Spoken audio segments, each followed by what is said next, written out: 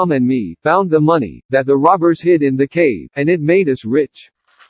We got $6,000 apiece, all gold. Judge Thatcher, he took it, and put it out at interest. The widow Douglas, she took me for her son, and allowed she would civilize me. But it was rough living in the house all the time.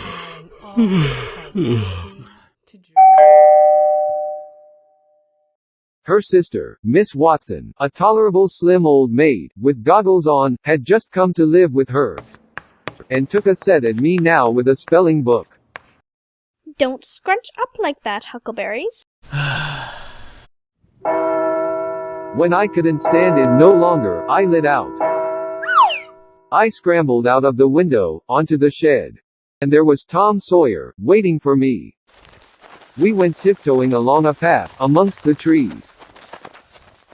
We found 2 or 3 more of the boys, hid in the old tan yard. Now, we'll start this band of robbers. Everybody that wants to join has got to take an oath, and write his name in blood. Everybody was willing. Now, what's the line of business of this gang? We are highwaymen. One time, Tom sent a boy to run about town, with a blazing stick, which he called a slogan. And then, he said he had got secret news by his spies that a whole parcel of rich Arabs was going to camp with elephants, and mules all loaded down with diamonds, and so we would scoop the things. It warn't anything but a Sunday school picnic. We busted it up, and chased the children. The teacher charged in, and made us drop everything, and cut. Well, 3 or 4 months run along, and it was well into the winter now. I had been to school most all the time, and could spell, and read, and write, just a little.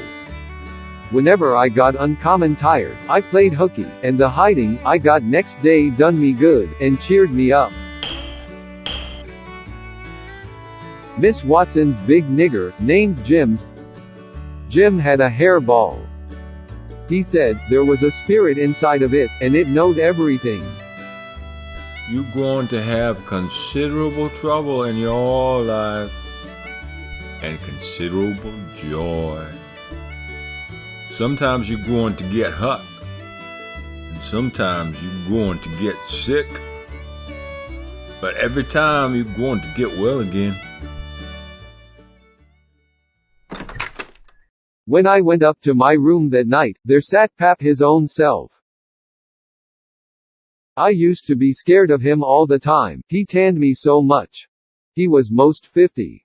As for his clothes, just rags, that was all. Starchy clothes, very. They say you're rich. Hey? That's why I come. You get me that money tomorrow. I want it. I ain't got no money. Judge Thatcher's got it. Next day, he was drunk, and he went to Judge Thatcher's and bullyragged him, and tried to make him give up the money. The judge and the widow went to law to get the court to take me away from him, and let one of them be my guardian. But, it was a new judge that had just come, and he didn't know the old man. So, he said courts mustn't interfere, and separate families, if they could help it. Said he'd druther not take a child away from its father. So, Judge Thatcher and the widow had to quit on the business.